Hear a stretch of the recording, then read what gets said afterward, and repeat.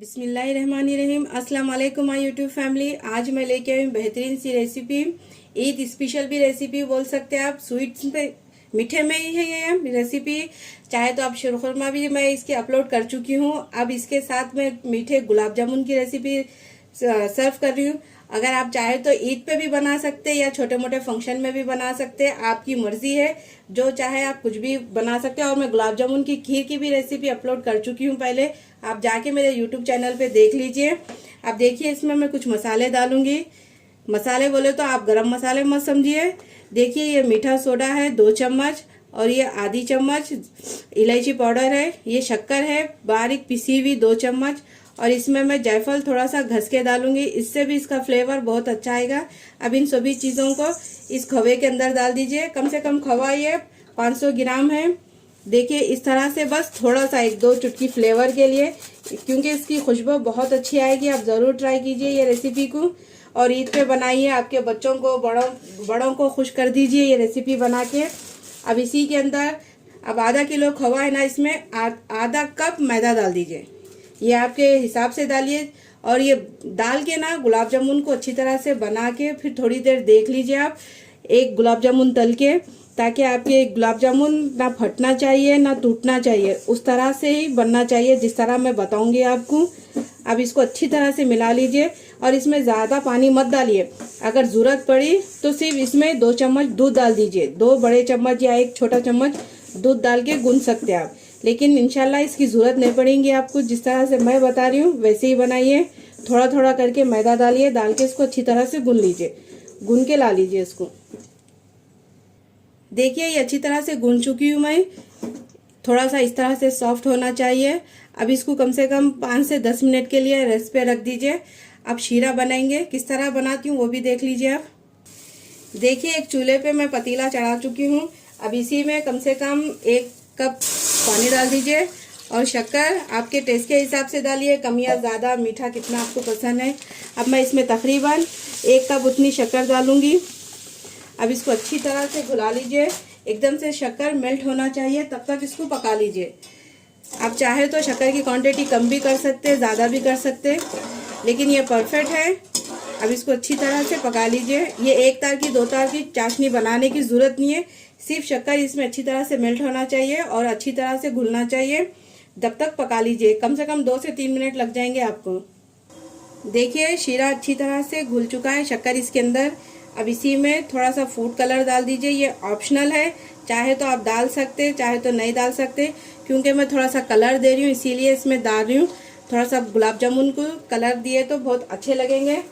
पिछली बार के मैं नहीं डाली थी, लेकिन अब के डाल रही हूँ। अब इसी में आधी चम्मच थोड़ा सा इलायची पाउडर डाल दीजिए। अब डाल के इसको 1-2 मिनट के लिए पका लीजिए हाई फ्लेम पे। देखिए ये इस तरह से होना चाहिए, ताकि चाशनी थोड़ी सी गुलाब जामुन को जब्स कर सके, ऑब्जर्व हो सके। तब तक इसको अच्छी तरह से पका लीजिए।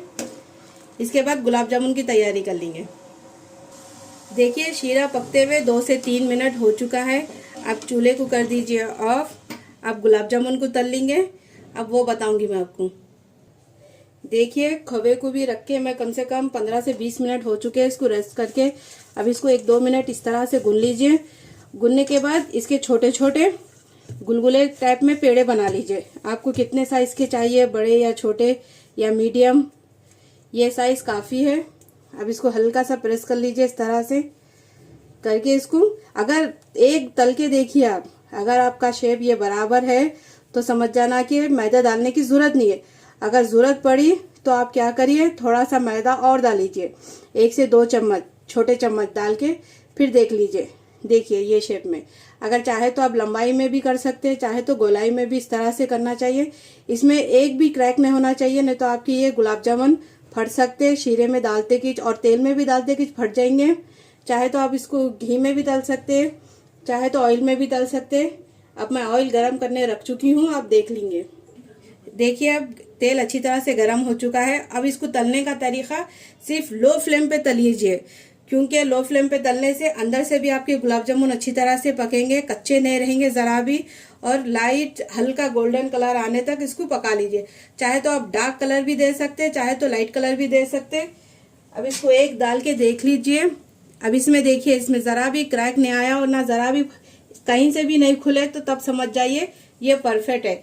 अब इसी तरह करके मैं सारे गुलाब जामुन को बना लूंगी। मैं और एक आपको बता रही हूँ। अब देखिए ये और एक भी देख लीजिए। इस पे थोड़ा सा प्रेशर देके इसको अच्छा सा प्रेस करके गोल गोल कर लीजिए इसको। इसके बाद इसको गोलाई में चाहे तो लंबाई में इस तरह से, जिस तरह से मार्केट में मिलते उस तरह से भी दे सकते हैं आप डिजाइन। देखिए इस तरह से, इस तरह से भी देके इसको छोटे बड़े साइज में भी कर सकते हैं। जिस तरह मार्केट में मिलते हैं ना गुलाब जामुन, उसी तरह से भी बना सकते हैं। मैं ये भी डाल के देख लेती हूँ। देखिए परफेक्ट इसका कलर भी आ चुका है और ये जरा भी कहीं से भी इसका शेप भी नहीं बिगड़ा, ये बराबर है। अब इसी तरह करके मैं सारे गुलाब जामुन को बना लूंगी और फिर तल लूंगी। देखिए सारे गुलाब जामुन को बना चुकी हूँ मैं। थोड़े से ये डिजाइन भी बनाई, थोड़े से देखिए गोल डिजाइन भी बनाई। अब तेल को हल्का सा गर्म कर ली मैं। अब इसमें एक एक करके सारे गुलाब जामुन को डाल दीजिए। लो फ्लेम पे ही तलिए, ज्यादा हाई फ्लेम पे मत डालिए। लो फ्लेम पे तलने से अंदर तक वो अच्छे पकेंगे। ये छोटे साइज के हैं, आप चाहे तो गुलाब जामुन को बड़े साइज में भी तल सकते हैं, आपकी मर्जी। अब इसी तरह करके मैं सारे गुलाब जामुन को तल लूंगी। एकदम से लो फ्लेम पे तल रही हूँ मैं, हाई फ्लेम पे नहीं तल रही हूँ। देख लीजिए आप। देखिए गुलाब जामुन तल के 2 से 3 मिनट में ऊपर खुद ही आ चुके हैं। इसी तरह से आना चाहिए आपके भी गुलाब जामुन। और ज्यादा इसको एकदम से हल्के हाथ से इस तरह से फैलाइए, नहीं तो क्या हो जाएगा कि आप जल्दी जल्दी इस तरह से करेंगे तो आपके गुलाब जामुन टूट जाएंगे। इसीलिए लाइट इस तरह से हल्का हल्का करके इसको प्रेस देते हुए तल लीजिए। एकदम से इसको बादामी कलर का कर लीजिए। इसके बाद फिर मैं आपको बताऊंगी। देखिए ये अच्छी तरह से लाइट गोल्डन कलर हो चुके हैं, बादामी कलर के। अब ये निकाल लीजिए। अब इसी तरह करके मैं सारे गुलाब जामुन को रेडी कर लूंगी। देखिए माशाल्लाह से इसका कलर देखिए। अगर आपको डार्क गुलाब जामुन पसंद है तो एकदम और डार्क कर सकते हैं, लेकिन ये परफेक्ट है। अब इसी तरह करके मैं सारे गुलाब जामुन को तल लूंगी। देखिए गुलाब जामुन बनके पूरे रेडी हो चुके हैं। अब ये मैं सारे गुलाब जामुन अब इसी के अंदर डाल दूंगी। हल्की सी चाशनी गर्म होना चाहिए। अगर आपकी नहीं है तो गुलाब जामुन थोड़े से हल्के गर्म डाल दीजिए, ये कवर हो जाएगा। अब इसी तरह इसको कम से कम एक आधे घंटे के लिए रख दीजिए। तब तक ये अच्छी तरह से शीरा पी लेंगे और जब सो जाएंगे। देखिए ये पहले मैं बना के इस तरह रख चुकी थी आपको बताने के लिए। अब इसी तरह कम से कम एक आधे घंटे के लिए रख दीजिए इसको। इसके बाद इसको सर्व कर लीजिए। शीरा भी देख लीजिए परफेक्ट बराबर है, ज्यादा पतला भी नहीं है ना ज्यादा गाढ़ा भी है, मीडियम बराबर है। अब इसी तरह करके मैं सारे गुलाब जामुन को इसी के अंदर डाल दूंगी। डालने के बाद आधे घंटे के बाद देखेंगे इसको। लीजिए बेहतरीन से गुलाब जामुन की रेसिपी रेडी हो चुकी है। देखिए माशाल्लाह से ये शीरा पी के थोड़ा सा कितना अच्छी तरह से फूल चुकी है। कम से कम अगर आप उसको 1 से 2 घंटे के लिए रखेंगे ना, साइज में इस तरह से ये डबल हो जाएगा।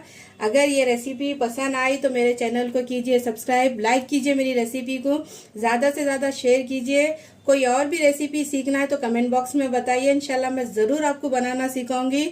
और इस ईद पे बना के आपके मेहमान को, आपके घर वालों को, सबको खुश कर दीजिए।